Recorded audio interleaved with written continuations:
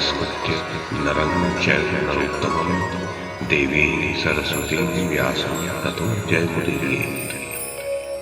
ओम नमो भगवते वासुदेवाय। ओम नमः पितामहाय। ओम नमः प्रजापतिभ्यः। ओम नमः कृष्णद्वैपायनाय। ओम नमः सर्वविघ्नविनायकेभ्यः।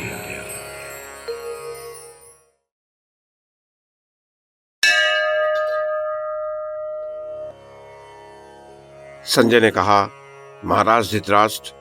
तदनंतर इंद्रपुत्र अर्जुन संज्ञा संपन्न होने के पश्चात क्रोध से व्याकुल हो मानो ज्वर से कांप रहे हों, इस प्रकार बारंबार लंबी सांस खींचते और हाथ पर हाथ मलते हुए नेत्रों से अश्रु बहाने लगे और उन्मत्त के समान देखते हुए बोले,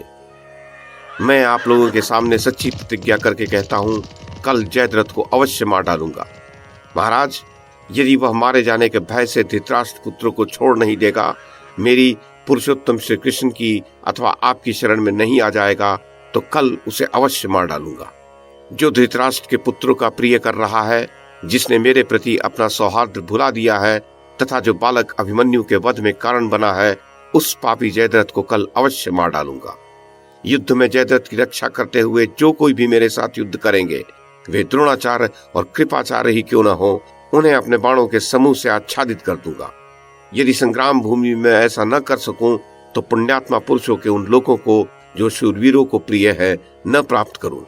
माता पिता की हत्या करने वालों को जो लोग प्राप्त होते हैं, गुरु पत्नी गामी और चुगलखोरों को जिन लोगों की प्राप्ति होती है, साधु पुरुषों की निंदा करने वालों, दूसरों को कलंक लगाने वालों, धरोहर हड़पने और विश्वासघात करने वालों को जिन लोगों की प्राप्ति होती है, दूसरे के उपभोग में आई हुई स्त्री को ग्रहण करने वाले, पाप की बातें करने वाले, ब्रह्म हत्यारे और गोघातियों को जो लोग प्राप्त होते हैं, खीर, यवान, साग, खिचड़ी, हलवा, पुआ आदि को बलि वैष्णदेव किए बिना ही खाने वाले मनुष्यों को जो लोग प्राप्त होते हैं, यदि मैं कल जयद्रथ का वध न कर डालूं, तो मुझे भी तत्काल उन्हीं लोगों को जाना पड़े। वेदों का स्वाध्याय अथवा अत्यंत कठोर व्रत का पालन करने वाले श्रेष्ठ ब्राह्मण की तथा बड़े बूढ़ों, साधु पुरुषों और गुरुजनों की अवहेलना करने वाला पुरुष जिन नरकों में पड़ता है, ब्राह्मण, गौ और अग्नि को पैर से छूने वाले पुरुष को जो गति प्राप्त होती है, जो जल में थूक अथवा मलमूत्र छोड़ने वालों की जो दुर्गति होती है, यदि मैं कल जयद्रथ को न मारूं, तो उसी कष्टदायिनी गति को मैं भी प्राप्त करूं। नंगे नहाने वाले तथा अतिथि को भोजन दिए बिना ही उसे असफल लौटा देने वाले पुरुष की जो गति होती है, घूसखोर, असत्यवादी तथा दूसरों के साथ वंचना करने वालों की जो दुर्गति होती है, आत्मा का हनन करने वाले, दूसरों पर मिथ्या दोषारोपण करने वाले, भृत्यों की आज्ञा के अधीन रहने वाले तथा स्त्री, पुत्र एवं आश्रित जनों के साथ यथा योग्य बंटवारा किए बिना ही अकेले मिष्टान उड़ाने वाले क्षुद्र पुरुष को जिस घोर नार की गति की प्राप्ति होती है, यदि मैं कल जयद्रथ को न मारूं, तो मुझे भी वही दुर्गति प्राप्त हो।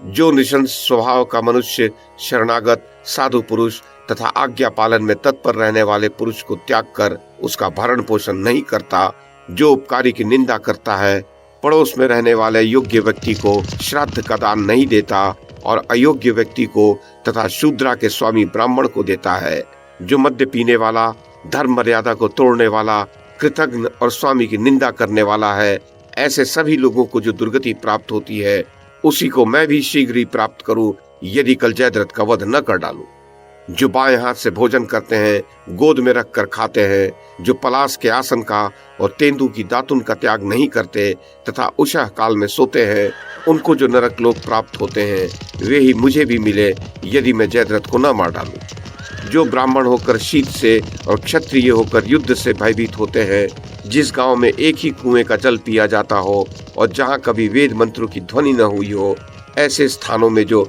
6 महीनों तक निवास करते हैं, जो शास्त्र की निंदा में तत्पर रहते, दिन में मैथुन करते और सोते हैं, जो दूसरों के घरों में अग्नि लगाते और दूसरों को विष दे देते हैं, जो कभी अग्निहोत्र और अतिथि सत्कार नहीं करते तथा गायों के जल पीने में विघ्न डालते हैं, जो रजस्वला स्त्री का सेवन करते और शुल्क लेकर कन्या देते हैं, जो बहुतों की पुरोहिती करते, ब्राह्मण होकर सेवा वृत्ति से जीविका चलाते, मुंह से मैथुन करते अथवा दिन में स्त्री सहवास करते हैं, जो ब्राह्मण को कुछ देने की प्रतिज्ञा करके फिर लोभवश नहीं देते हैं, उन सबको जिन लोगों अथवा दुर्गति की प्राप्ति होती है, उन्हीं को मैं भी प्राप्त हूं यदि कल तक जयद्रथ को न मार डालूं। मैंने अभी जिन पापियों का नाम गिनाया तथा जिन दूसरे पापियों का नाम नहीं गिनाया, उनको जो दुर्गति प्राप्त होती है उसी को शीघ्र ही मैं भी प्राप्त करूं यदि ये रात्रि बीतने पर कल जयद्रथ को न मार डालूं। अतः आप लोग पुनः मेरी ये दूसरी प्रतिज्ञा भी सुन लें। यदि उस पापी जयद्रथ के मारे जाने से पहले ही सूर्यदेव अस्ताचल को पहुंच जाएंगे तो मैं यहीं प्रज्वलित अग्नि में प्रवेश कर जाऊंगा। देवता, असुर, मनुष्य, पक्षी, नाग, पितर, निशाचर, ब्रह्मर्षि, देवर्षि, ये चराचर जगत तथा इसके परे जो कुछ है वो सब मिलकर भी मेरे शत्रु जयद्रथ की रक्षा नहीं कर सकते। यदि जयद्रथ पाताल में घुस जाए या उससे भी आगे बढ़ जाए अथवा आकाश, देवलोक या दैत्यों के नगर में जाकर छिप जाए, तब भी मैं कल अपने सैकड़ों बाणों से अभिमन्यु के उस घोर शत्रु का सिर अवश्य काट लूंगा। महाराज धृतराष्ट्र, ऐसा कहकर अर्जुन ने दाहिने और बाएं हाथ से भी गांडीव धनुष की टंकार की।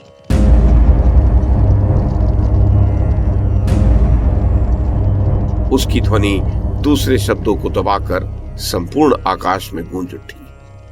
अर्जुन के इस प्रकार प्रतिज्ञा कर लेने पर भगवान श्री कृष्ण ने भी अत्यंत कुपित होकर पांचजन्य शंख बजाया। तब अर्जुन ने भी देवदत्त नामक शंख को फूंका। दोनों शंखों के बज उठने पर ऐसा प्रतीत हुआ मानो प्रलय काल आ गया हो। महामना अर्जुन ने जब उक्त प्रतिज्ञा कर ली, उस समय पांडवों के शिविर में अनेक वाद्यों के सहस्रों शब्द और पांडव वीरों का सिंहनाद भी सब ओर गूंजने लगा। तब भीमसेन ने कहा, अर्जुन, तुम्हारी प्रतिज्ञा के शब्द से और भगवान श्री कृष्ण के इस शंखनाद से मुझे विश्वास हो गया कि ये धृतराष्ट्र पुत्र दुर्योधन अपने सगे संबंधियों सहित अवश्य मारा जाएगा। नरश्रेष्ठ, तुम्हारा ये वचन महान अर्थ से युक्त और मुझे अत्यंत प्रिय है। ये अत्यंत प्रभावशाली वाक्य तुम्हारे पुत्र शोक में उस रोष समूह का निवारण कर रहा है जिसने तुम्हारे गले के सुंदर पुष्पहार को मसल डाला था।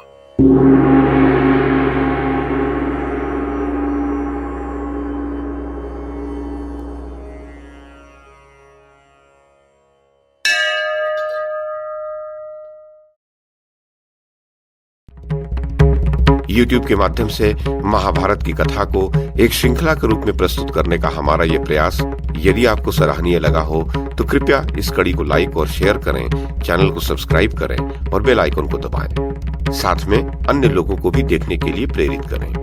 धन्यवाद और नमस्कार।